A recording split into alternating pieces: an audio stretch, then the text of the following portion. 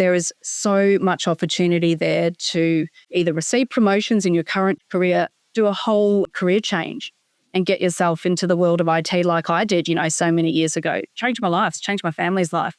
There is that opportunity there for you again, but you actually have to reach out and take it and be purposeful about that. Really quickly, before we dive into today's episode, can I ask you to do me one favor? Hit that subscribe button. It would absolutely mean the world to me. It will help this podcast grow. Now, into today's episode. Enjoy.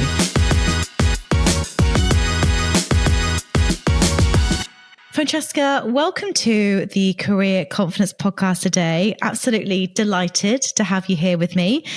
Can you give us a little bit of an intro into you, your background, and what brought you here today? So, Francesca, over to you. Sure, Georgie, and an absolute honour and a privilege to be on. I've listened to a few of your podcasts, and I don't normally get imposter syndrome, but I did listen to one with Catherine from EY, and I just am really a little bit nervous now, so just bear with me. But yes, I'm Francesca Salvo. The podcast probably doesn't have enough time to say Francesca the whole time, so you can also call me Chess, just not Fran or Franny, and we'll stay friends. But yeah, I got connected to you and your organisation and this podcast actually through our CTO for ANZ, Sarah Carney, who said these are amazing people you should get to know. And I guess in a roundabout way, that's how I made it here today. Mm-hmm. Perfect. Well, I'll make sure I don't call you those names. So Chess, yeah, lovely to have you on. And, I think it's a perfect example what you just said then about the power of network, right? Because, we both know, well, you obviously know Sarah better than I do, but Sarah Carney, CTO of Microsoft, an amazing female, Catherine Boychuk as well. Like it's funny how like your network sort of molds and shifts and then then opens up the doors to new people. Like just pausing there before we dive into your career, because this is something I always come back to. Throughout your career and if you reflect, how important has your own network been throughout your own sort of life and journey so far? Yeah, it's a great question, because I think if I look back to I've been in the IT industry for coming up to 27 years now, and I didn't realise how important it was in the early stages, right? And certainly being a very male-dominated industry at the time, I did not rely on the power of the sisterhood, if we can lean on that term, to actually help me progress my career at all. Fast forward to now, and I don't think there's anything more important, than women who support or sponsor other women. And it has certainly been a bedrock of the more recent roles that I've had. And, I'm now in the privileged position where I can do the same for other women, both in the industry and outside of it. Mm-hmm.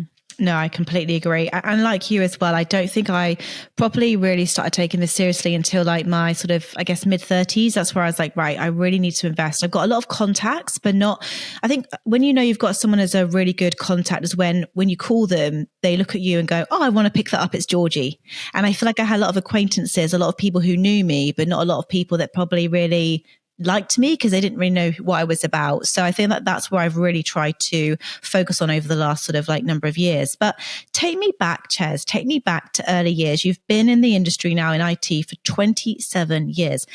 That's a long time. So you've seen a lot of change during that, I'm sure. Take me back to the early years. What got you into IT in the first place? Well, for anyone who's coming up in the industry, don't listen to this, because it's not the right way to go about it. I fell into IT. I actually didn't know such a thing as an IT industry existed. One was pretty much out there, but, I thought maybe I'll go and be the next Mariah Carey. That was probably a bit ambitious.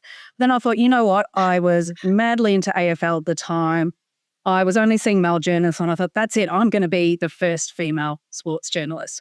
Then I slept in for the journalism entrance test, or the JET. And they only come around once a year at that time. So that was off the table. And I was kind of just doing bits and bobs here and there till I worked out what I wanted to be when I grew up. And I had a friend whose father was a president of APJ for a CAD company, computer aided design. Shout out to Bentley Systems, Ian Hemming. He's well retired by now. But and he said, look, my dad's looking for an EA. Would you go and do that for him for a little bit? And I thought, sure. No idea what the industry was, no idea what Bentley Systems did. And I guess I could almost say the rest is history, but it's certainly not. But, being an EA for a president at that level, sitting in on the meetings that he took, with customers, I learned a hell of a lot about business in general. I learned a hell of a lot about, engaging with executives. And that provided me with opportunities following that to actually get into the industry. And I took those. I never thought I'd be in IT, but here we are. Yeah, I can imagine that was really powerful. It's like getting in the rooms at that young age and witnessing the negotiation, the conversations, the business chat. That would have been so invaluable. And I think that this is what I say to like sort of the younger generations, like try and put yourself in these rooms early on. And even if that means, sort of like at an entry level, a graduate level or an EA level, get yourself in the rooms, get yourself where all the decisions get made. So I think, Georgie, if you don't mind me interrupting you for a bit, I think there is more goodwill and intent than ever to help people do that, right? But I look at what I do now and I have no qualms whatsoever asking an executive, can I bring XYZ into the room for a learning experience? I've never had a no from an executive on that, right? They love it. They absolutely want to be part of bringing, forward the future generation who are going to be leading us. So, yeah. That's it. It's that whole sort of like giving back. So when you talk to me through then, so you started as an EA, then how did you transfer that into, what was your first like tech role, if you like? Training coordinator. Yeah. So the person running the professional services business at the company thought, hey, this person's got some skills. And, they were searching for a training coordinator at the time, and they took a chance that they could embed the skills in me rather than going out to market. And we all know how long it takes, from hire to becoming productive. And they took a bet that actually I could be productive quicker and could actually do the job. So, I went on to do that. And then the head of their change practice went, oh, I think I could use you here. And again, upskilling on the job was what sort of landed me into that role. And in fact, my next few roles, which was in change management, and then morphed a little bit into org design, which I still love today and I think is incredibly relevant to the world that we find ourselves in now and how AI is changing operating models.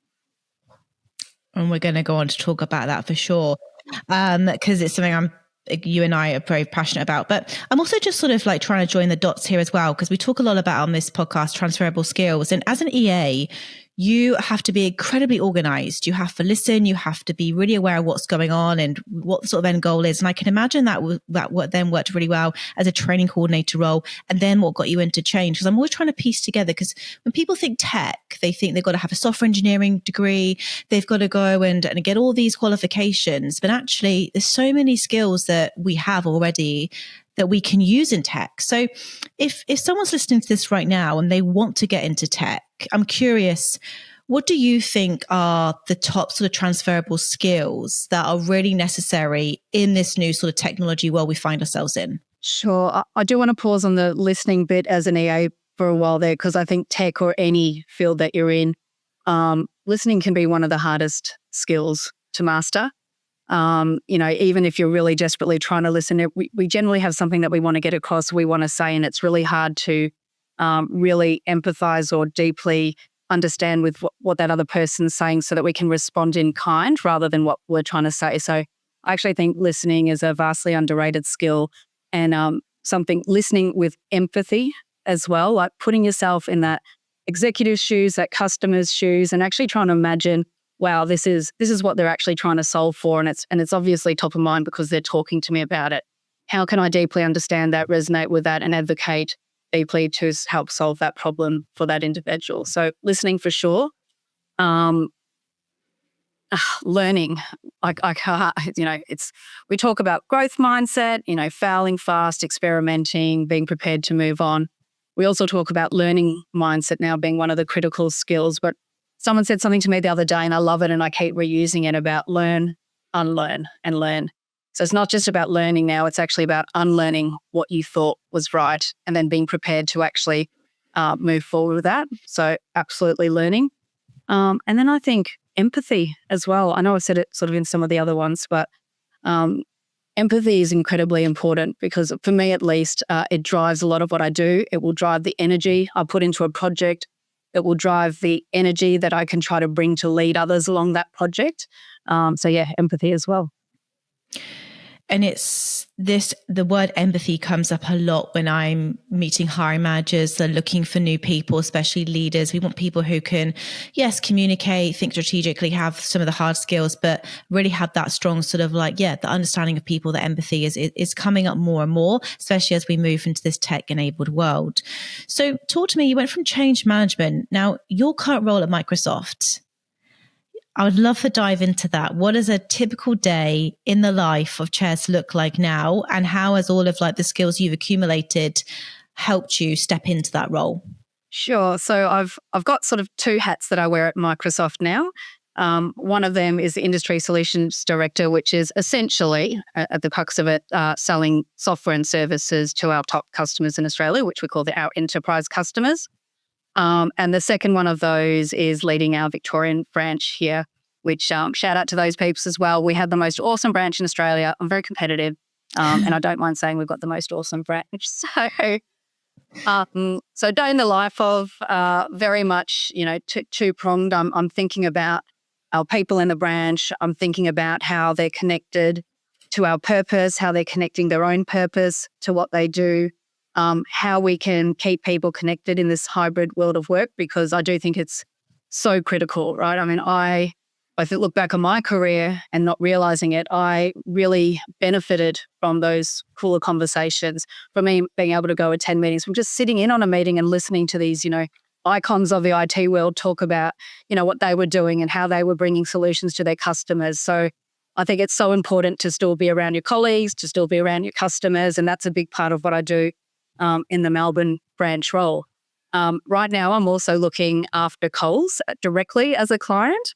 I hadn't for quite some time, but it is actually giving me so much energy to be back working alongside a customer. So if I look at a typical day there, it's very much understanding what their strategic priorities are at the moment.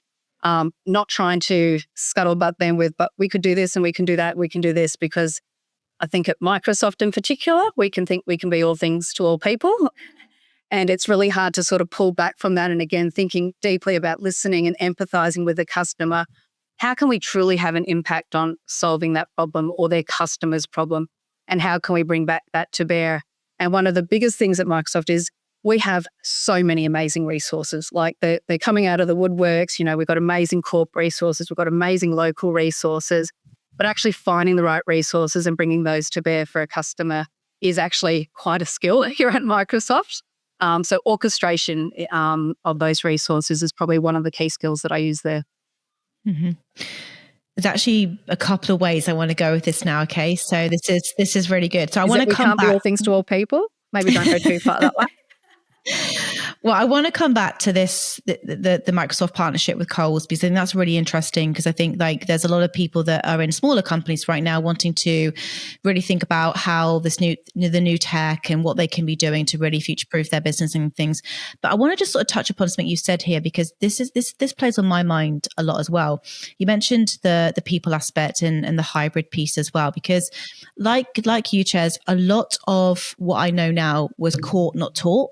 And what I mean by that is I learn a lot by watching, by listening, by looking around me and learning from other senior consultants in recruitment, as an example. And I am a big advocate for hybrid. There is no need to be in the office 5 days a week. That's personally what I believe. I have actually always worked hybrid. But I do think there is a place for going into the office and being around your colleagues, because I also think you can learn from others that are, more experienced than you.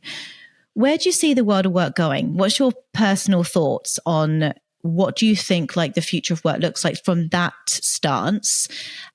We do live in a technology-enabled world. Do you think is hybrid is here to stay? Do you think we're going to go fully remote, or do you think we're going to be back in office 5 days a week? What's your thoughts? Okay, and these are my personal thoughts, because certainly we have lots of customers who have the full spectrum of the hat, and I don't want to offend anyone. So I do believe the world of hybrid work is here to stay. Now, I've worked in IT most of my profession, and I'm lucky enough to probably have worked hybrid for the majority of that career, because we already had the tech enabled to allow us to do that. I also think that if you want to get access to the best talent, you are completely dismissing a whole bunch of people and talent that you could utilize if you decide that they need to be in the office 5 days a week. And I think, again, personal thoughts, I think you do that to your detriment, right? We want to make sure that we've got all the skills and represent our community. if we're then leaving behind a whole demographic of people who can't make it into the office every day. So I do think it's here to stay. I think I really like, and I will bring Coles up again in this example because they were quite famous when, a few months ago when they said that they were moving to a new office and that they wanted their employees in 3 days a week, and one of those had to be a Monday or Friday. And it did stir up, a little bit of media attention, so I'm not, speaking out of turn here. But what I really liked about what they have done, and yes, in some ways it can be confusing because policies are changing, daily, but they are really listening to their employees and they are amending those policies slightly to make sure that they are making the most accommodations possible so that they are making it easy to both, listen to what their team members are wanting, but also setting themselves up for a future where they can still have access to the best talent. And I think we feel the same here at Microsoft. We haven't mandated any days back in the office, but certainly if I look at our leadership here locally and my role here in the branch, we do want people to come back to the office, right? And it's not 5 days a week, it's certainly not even 4 days or 3 days, but be with your customer, be with your colleagues at least some time of the week.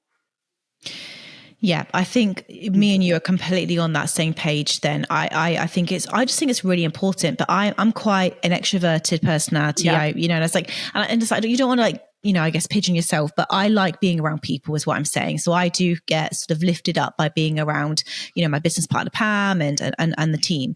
But I also love my days from home where I can just get stuck into a project and I have no distractions. So I think there's a place for both. And I don't want to see the world go backwards. That's my ultimate biggest fear. And I think like big brands like Microsoft, Coles, all these bigger organizations, people look to them. What are they doing? And if they start all of a sudden being like 5 days back in office, that's when we're going to have problems. That's when everyone else is going to say, well, Microsoft's doing it, Amazon's doing it, da-da-da's doing it.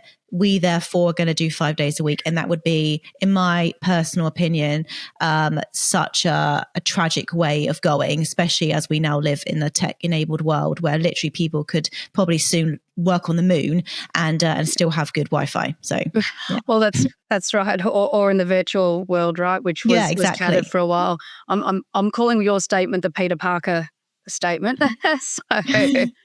So I hear you on that. But I also want to pick up on, yes, and I consider myself an extrovert too, but we do have a lot of people who would, I guess, identify as introverted in the office. And I do a lot of listening to our teams and those people are enjoying coming back into the office. We've got over 1,000 engineers in Australia. A lot of them are choosing Melbourne as their home now that it doesn't have to be very location specific. And they can't get any work done when they come into the office, right? Because they're used to sitting with their 2, 3, 4, 5, whatever screens and just getting shit done. Or am I allowed to say that? I don't know if I'm allowed to say it, but anyway. But they're coming into the office at least 1 day a week because they're getting so much energy from being around people, introverted, extroverted or not. And we've got grads coming through again. We've got interns coming through again. They're playing the Xboxes, they're eating all the food in the kitchen, right? But it's just, and we're getting so much energy from that as well. So I think it's a two-way street and, introvert or extrovert, there's still human connection to be had. Yeah, 100%. And I think it's going to be more and more important as we do sort of like, I guess, technology becomes such a bigger part of our world. Going back then to, so I wanted to touch upon that because I think that's still a really important conversation that keeps on coming up a lot with like candidates and clients I'm speaking with. So interesting to get your perspective there. Coming back to Coles, like what are you seeing? Like Coles, massive organization, I can imagine like where the tech's going. There's so much they could bring in to boost their sales, understand their customers, provide a better customer experience. What are they? So, and obviously don't give away too much information. I'm sure some of it's confidential, but what's an organization like that thinking when it comes to AI and all the things that could be implemented? Where are you telling them to start? Yeah, so I will focus on that information that is in the public domain, and they had the Investor Strategy Day recently, so I'll draw on that. But Coles is very focused on providing value for their customers, right? So I think if we look at the customer journey in general, they're very focused on where they can provide the best value for their customers in that. And then obviously the suppliers come into that mix as well, right? And how they can make sure that they're providing the best of both worlds. So AI is a big topic in the areas of personalization right now. So how can we make sure that customers are actually being provided with the most relevant offers to them. And I will stay away from the supplier topic just right now, if that's all right. But also we look at, team members. Team members are incredibly important to Coles. They sit between 110 and 120,000 team members. A majority of those are on the front line, with also a lot of them sitting in the Coles Store Support Centre. So they are also very focused on how can they make their team members' lives more enjoyable, because it's not just about efficiency and productivity. And of course, Coles is, are very focused on that because they've got shareholders, and the better price they can bring for their customers, the better for all of us, let's be honest. But there's also how can we use the technology and AI to improve their team members' lives and to help them focus on things that are more strategic rather than tactical that maybe AI could do for them. And this is going to be such a massive conversation in all businesses right now. Yeah. I'm still deciding upon where I can see all this going. I think that there's going to be businesses that just go, let's just get AI in and let's get rid of all of the roles that AI can do. I think there's going to be businesses that do that.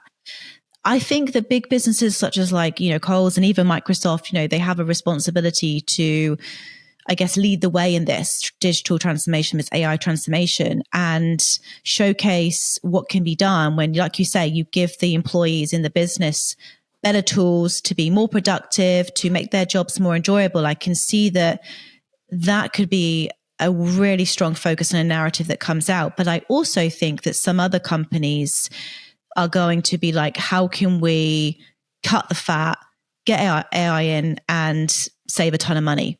What are your thoughts there? So, and again, this my personal thoughts. I think let's start with the latter of what you said. I think there's a lot of companies looking to do that, but it will be interesting to see the first company that comes out and said that right in their annual general report, because people are talking about efficiency and productivity right now, as well as the enjoyment angle. I don't think there's too many people that are prepared to say we want to cut X amount of jobs with AI. And if you look at Coles in particular, that's certainly not any of the narrative. As you say, they do have responsibility. They're one of Australia's largest employers, and they're certainly not out there to, reduce jobs and, reduce the level of service that they give to their customers. So I think a lot of companies are looking at it that way. They're just not saying it right now. But I think that has to come into the mix somewhere, right? AI is in some ways costing more, and there's only so much that you can do in terms of reducing, COGS to actually then get the benefit of AI. And at some point it's going to, all smash together and they're going to, we need to improve our profit. So what do we do, right? So I think companies are going to the full spectrum. There are some companies that are like, let's just get it out there, let's experiment. And there are lots of people that are experimenting heaps, but I'm not seeing those use cases move through into production or delivering benefits. And I think that's largely because maybe they did jump in without setting up some of the necessary guardrails or thinking deeply about the ROI of some of these use cases that would actually drive a business case through to production. You've got the other end of the spectrum where everyone's like, oh my gosh, I don't want to be in the news for this stuff. So let's spend the next 2 years setting up a centre of excellence and a council and a governance, and let's make sure we've got 99% accuracy before we even do any of these AI use cases. So I personally believe companies need to find the balance and understand, two things. What are they trying to do with AI? Are they using it to drive efficiencies? Are they using it for a competitive differentiator? Most will probably be doing both, but pick those things that really matter and actually start, really heavily experimenting on that, and make sure you've, garnered your support for that before you do it, because there's nothing worse than, proving a successful use case with all the ROI there, and it gets to the board and they're like, oh no, this is too risky. We're not going to do that. That's okay. Does that make sense what I just said? Did I answer your question? Yeah, no, you did. I think it's going to be interesting to see how companies do embed this technology into the workforce and what that looks like. Because you're right, no one wants the headline of Coles lays off 50,000 of their staff and implements AI. Please don't make that a soundbite. Yes. No. But you know what I mean? Same as Microsoft. But then there's just stuff's happening every single day. Like I saw an article, something got leaked from Spotify, basically just saying like if his staff aren't upskilling in AI, they're not going to be in the company. And then Salesforce came out to say that they weren't going to hire any more engineers. So you're hearing all these sort of headlines, right? But again, I'm really making sure as I'm going through this as well, I'm not just reading the headlines. Yes. I'm reading the subtext as well. I'm educating myself on like, okay, that's the headline. That's all the doomsday scrolling stuff. But actually, if you peel behind the layer, it's actually, there's going to be other things that these engineers can upskill in. But I do think that this is such an exciting time. This is why I keep on saying to people, for example, I haven't written a line of code in my life, nor has my husband. We literally spun up a website over the weekend. And okay, it wasn't the most fancy website, but I was blown away. I was like, oh my God. It literally was just coding. It was going away. I was like, yep, this is crazy and exciting. I just thought, oh my God, there's so many opportunities for people now.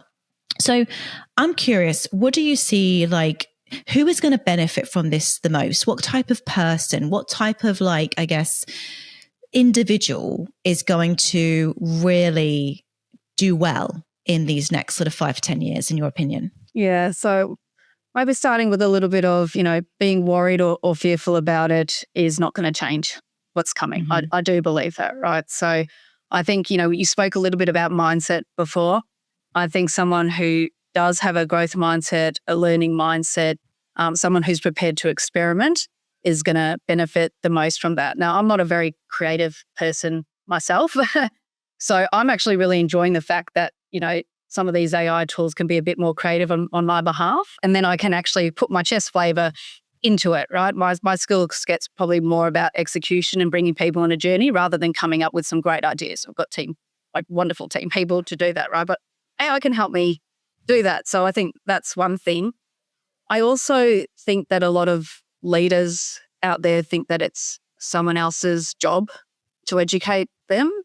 So if you're in any type of leadership role and you're sort of waiting for someone to come and tell you what you should do, or you can get the best bang for buck for this, and how about you do this? Yes, you'll have heaps of people to do that. But, we've been running something called the Work Trend Index for a number of years now. As you can imagine, the last 2 years have been quite heavily focused on AI. But what has been consistent in the last 2 years, and actually is even more prevalent now, is the imperative of business leaders to actually understand what AI is and what it can do. Our MD, Stephen Worrell, says this quote a lot. And I should know where he got it from. I'm sure Copilot will help me with that later. But, he says, organizations don't change, people do, and leaders go first. So, I think it's really important that someone who's prepared, coming back to the skills, be prepared to get your hands on the tech. I think everyone has had a go at ChatGPT, right? That was 2 years ago now. Just think of everything that has, come to market since then. And you still need to be in that mindset where you need to understand the tech, you need to understand the opportunity of the tech, and you need to be able to be prepared to lead people through the change and what that opportunity is. Yeah, absolutely. Did you see much resistance to it? Like, do you see, like, when you're meeting people, sort of like, whether it's at your account, whether it's even like, you work in tech, I'm sure you've got friends and family members. Yeah. What's the sense that you're sort of getting from people in the market? Yeah. So I'll start on the friend side of things, because I think they pretty much start every time we meet with, you're not allowed to say AI, and you're not allowed to say Copilot at the start of any event. But, my husband, for example, has never used Copilot. Now, I don't know whether that's just because he's, doing it to be mean to me, or he doesn't. But, he's the kind of person that's like, I don't see the benefit in for me. I'm not even going to try it. My babysitter, who is just turned 60, can't get enough of it. Like, she'll come every morning and tell me the latest thing that she's been able to do with it. And, oh, my God, she's, working on some legal thing with a property overseas. And she's like, oh, my gosh, it wrote this whole thing for me. She's just bursting with excitement over it. I've got friends in academia who are like, oh, I just wish that they would, be getting in front of this, and how we can use these kind of tools to help improve citizen outcomes, and then I've got the others who are just, a bit of a smattering, and if their company kind of forces them to learn about it, they will. So the full gamut's there in my friendship circle. and the full gamut's there in the corporate world, right? In exactly the same way, I would say I'm seeing that across customers. Where it's pretty much universally accepted is in the younger generation, right? And I'll speak about my kids in primary school. I was rushing out on April Fool's Day, and my daughter, she's 10 years old, she said, "Oh, Mum, can you give me some ideas, for pranks I can do for April school?" And I'm like, "I'm so sorry, honey, I'm right. Why don't you ask Copilot?" And there she goes. She asks Copilot, gives her some ideas. She's like, no, that's like, I can't do those at school. So I said, well, tell them how old you are. Tell them that you want to do it for a school prank, so you don't want to get into trouble. And, so then she's iterating on that prompt so that she could get this list of, so, I think I'll come back to the leaders. You're never going to get everyone, but if you've got someone who can lead through and do that at scale, I think that's where the real change is going to happen, certainly in corporations. Personal life, oh God, I don't even know what I'm having for breakfast tomorrow, let alone what that's going to do to the rest of the world. But yeah. I know. And probably quite similar to you, I've got a lot of friends that are really nervous about their jobs. Like, is this going to take my job? Then I've got other friends that are literally using it every single day to help them get ahead, to write proposals, to get promotions, like asking ChatGPT, like, this is how much I'm on, this is where I want to go. Can you give me a career plan? How would I do this? How would I do this?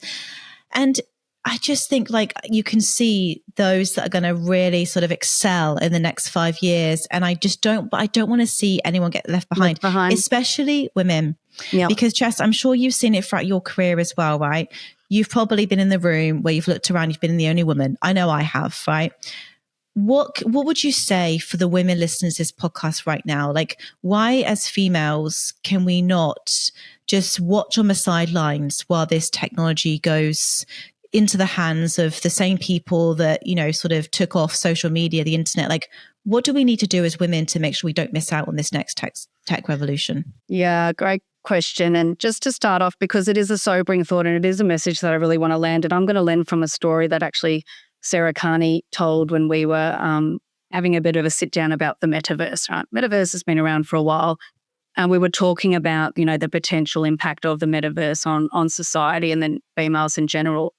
And it was an incredibly sobering thought, because when you look at the metaverse and who has cryptocurrency in the metaverse, women are already by far falling behind. And I thought about that, and I thought, wow, what a sobering thought.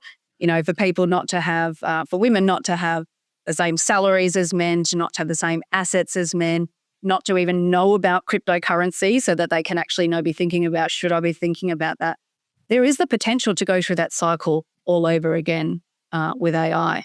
And we know that, outcomes are far better reached and far better serving for the community when women are involved in those decisions, in those professions, and actually representing, a more whole community. And that goes the same with, many of the groups, such as, cultural diversity, people living with disabilities, the LGBTI community, etc. So yes, but focusing on women, I think it's, again, don't take my example of just falling into it. Be purposeful. There is so much opportunity there to either receive promotions in your current career, do a whole career change and get yourself into the world of IT like I did, so many years ago. Changed my life, changed my family's life. There is that opportunity there for you again, but you actually have to reach out and take it and be purposeful about that. If I think about some of the offerings that sort of we provide or those that we partner with, there are a huge number of free skilling opportunities available specifically to women, whether that's women looking to get back into workforce, whether that's migrant and refugee women, whether that's women that's already in the industry.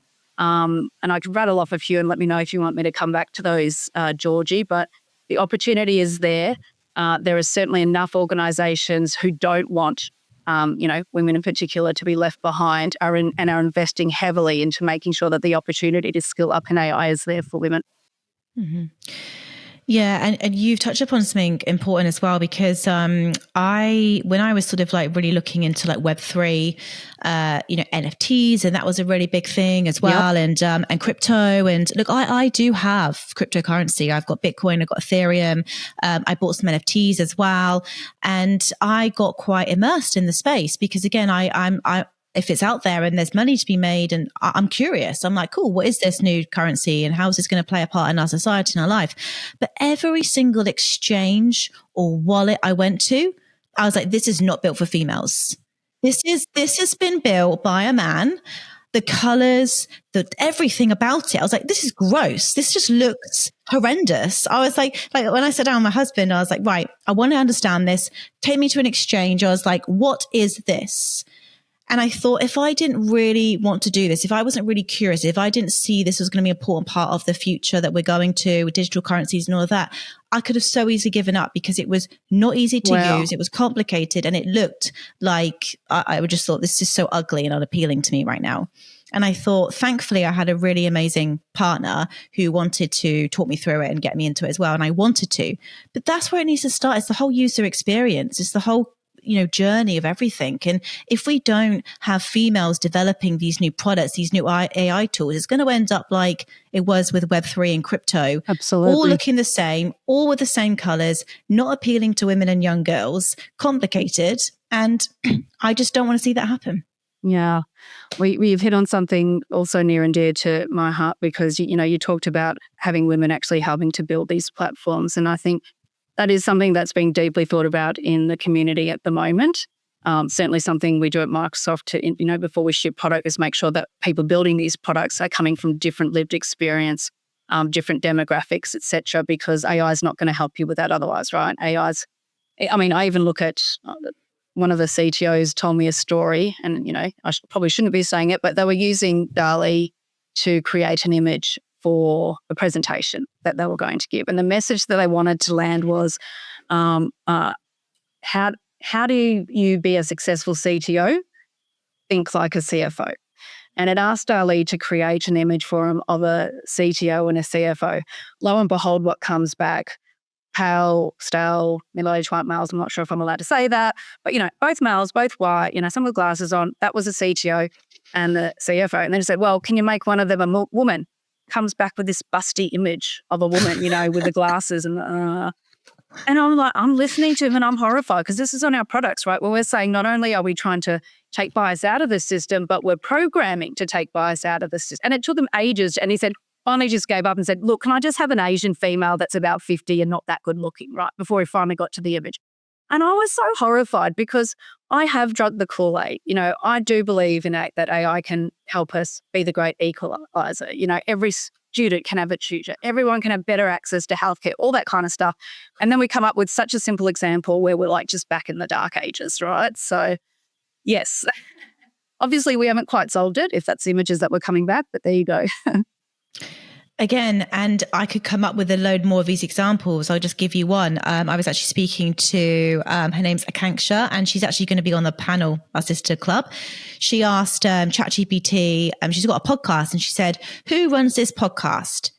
And it basically just presumed that it was a tech geek, a guy. And she was like, no, who runs this podcast?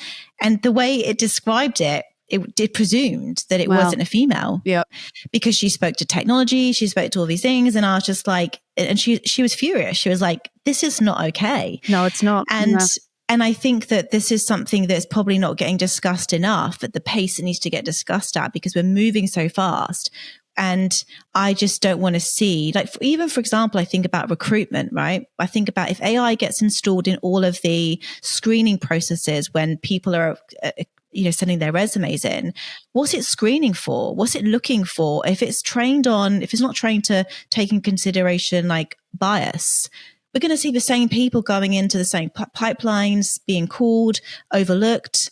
We've got to address this at pace, or we just need to just slow down, which is not going to happen because otherwise there's going to be bias in the AI and that's going to really have problematic consequences for individuals, and one of them is going to be women. And I think, even more specifically, screening in versus screening out is really the only tool that we have at our disposal right now. I mean, before the advent of Gen AI, we were already, screening out names that might give us, an idea of the cultural heritage or the sexual background, etc. And as you say, that's obviously not a perfect system. So what do you need to be screening in for? Just in the same way you'd say, let's at least have one female on the, hiring panel. Or one female in the applicant list. how do we screen in so that we're actually bringing more opportunity to people who actually can probably do the job, but they're just getting missed. I know. I think about it a lot, and that's why I'm just so passionate about getting females into tech, and making sure that we are upskilling ourselves in AI, because it was Catherine Boychuk that said it. 200,000 people are going to have to transition. That's in Australia alone, and I think that's going to be more. I'm in CH Solutions, my recruitment company, we're actually recruiting for a head of AI at the moment. Yeah, and this is a phenomenally paid role. Yep. Amazingly paid role, and I'm searching and I'm not seeing many women. And I'm like, I'm the big advocate of getting diversity in all shortlists. And I'm like, well, I need more females in AI to get the diversity in the shortlist. Otherwise, I'm just going to be placing men into these head of AI roles. And I don't want to do that. I don't want to go back to 2000 and whenever I started in recruitment, I can't even remember, can't even count back that far, where I was just placing a load of men. I don't want that to happen again. Well, it's funny, and that exact scenario is probably what shifted my mind a little bit when I first, really understood what really, as a result of my privilege, I should be accountable for, right? Because I grew up in this world where this wasn't even spoken about, and I'm like, oh, if I can do it, that then anyone else can do it. But then when you start to, look at these hiring scenarios, you're like, well, you're never going to have the most accomplished female there because they had to be giving opportunities at stage XYZ to be the best or most accomplished, just from a purely, have you done the job before? How long have you done the job before, etc.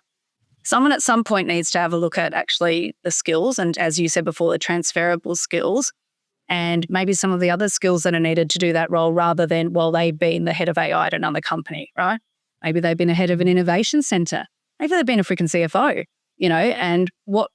but there's someone who understands where the opportunity lies with AI and can take that forward in an executive manner and actually convince their stakeholders that it's the right thing to do and where the opportunity lies. Yeah, I completely agree. So let's just talk about yourself for a moment as well. How do you stay up to date with what's going on? Because obviously you've got to have so much knowledge to then pass on to, your key account like Cole. So where are you getting your information from? How are you continuing to upskill? You mentioned learning is a really important piece. How are you learning and growing right now? Yeah. So look, obviously working in a company like Microsoft, we get a lot of that. I won't say shoved down our throats. We are encouraged to take advantage of the learning opportunities that are provided to us. And a lot of those are, mandated in some way, shape or form. But we also have a huge amount of resources and individuals that are very special. This space is moving so rapidly. And I could sit back and just say, well, I'll take that specialist with me to this meeting, or I'll get that information, or I'll ask Copilot just before I go into the meeting just so I make sure, I've got the headlines. But for me personally, I am thirsting to stay ahead of the market. And that's maybe just something that's been with me in my entire career, or maybe that's because this is such an exciting space and I just love reading about, what the advances are and where their opportunities lie. But look, so we've got Microsoft stuff, we've got Microsoft Learn, and I'm sorry to be saying Microsoft, but these are the resources I use, right? But that's the learning opportunities are free. We also have a, partnership with LinkedIn. Heaps of free opportunities there.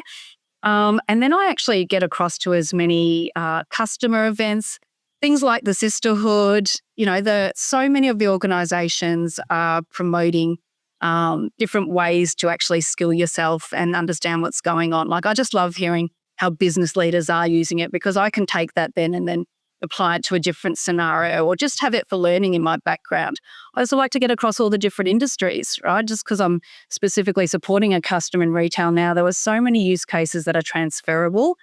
And, if I think, again, a little bit about my imposter syndrome, I sit down with an executive in retail and I feel like I'm telling them how to suck eggs, because they've gone on their innovation tours, their study tours, they're so well connected. They know better than me probably about a lot of things. But I'd go and explore something maybe in the finance industry or something in the manufacturing industry, and I can go, hey, what about this? And it's all of a sudden a little bit of a bright spark. So I don't think I will ever be able to stay ahead of my customers and everything. But if I don't try, I'll certainly fall well behind them. So. Mm-hmm.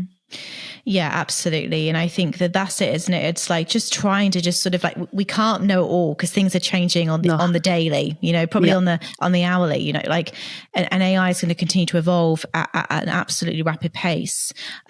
So I guess one of my final sort of questions, it is like, fast forward to say 10 years. How do you see, what's like an ideal scenario that's played out with AI for you personally? Like, it's fair, it's equitable, everyone's using it. What does that look like for you? Oh, I think you just said it, but let me give it a go. So I think new industries have sprung up, right? I don't know what those industries are. You can find heaps of, smarter analysts than I who have suggested some of them. But I think new industries have sprung up, and those new industries have created opportunities for people that would never have had the opportunity for financial independence, for wealth, to, help their families live better lives. That's something that's important for me. I think the education system has totally transformed because it's, someone told me this example of it's like when the scientific calculators came out, right? You were using the old punch thing. Then the scientific calculators come out and they were banned. And then before you know it, you're allowed to use them in exams, right? That has to happen. And I think how quickly we can adapt to that in our education sector is going to determine how much, our future leaders are actually going to be able to lead this industry and find those opportunities for economic advancement and improvement of lives. I think my husband's finally used Copilot. That would be great if in 10 years he's finally had a go at that. My kids want to do something in STEM. I've never once suggested to them what they should do, but I would love it if they're taking advantage of this moment in time to actually, also help provide for themselves and their own families going forward. Yeah, I do think that tech is such an enabler, and it's also going to be, it's well paid and, can really sort of set people up. And one thing I am very passionate about myself is making sure that women are financially independent and free as well, which tech can definitely do. So I guess final question is, someone's listening to this podcast right now, Chess, and maybe they're in tech, maybe they're not. Like, what is just something you would just recommend that they do sort of on the daily, on the weekly, just something that's going to really help them navigate this new world that we're moving into, whether it's a new skill, whether it's a mindset shift, something that you can really sort of leave the audience with today? So what do you enjoy? What are you passionate about? And then I won't say Google, go to Bing Chat, Copilot's free on that now. And go and ask it, if I want to improve my skills in this particular area using AI, what are some of the applications? What are some of the courses?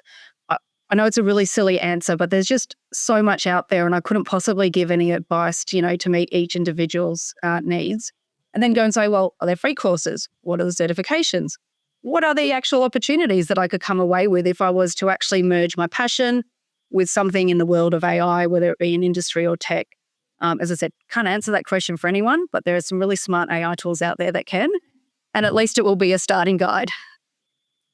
Absolutely. I mean, literally you can, and it's all about how you prompt it, isn't it? This is what I've learned. Like, so if I say, for example, I was asking AI the other day about some financial advice, I'm thinking about purchasing another investment property. I was like, right, based on this and this and this and this, at like a number one financial advisor and mortgage broker, and give me the good, the bad, the ugly, everything in between. And what it gave me, I was like, oh, that would have probably cost me about $3,000 or $4,000 to get that from my financial advisor.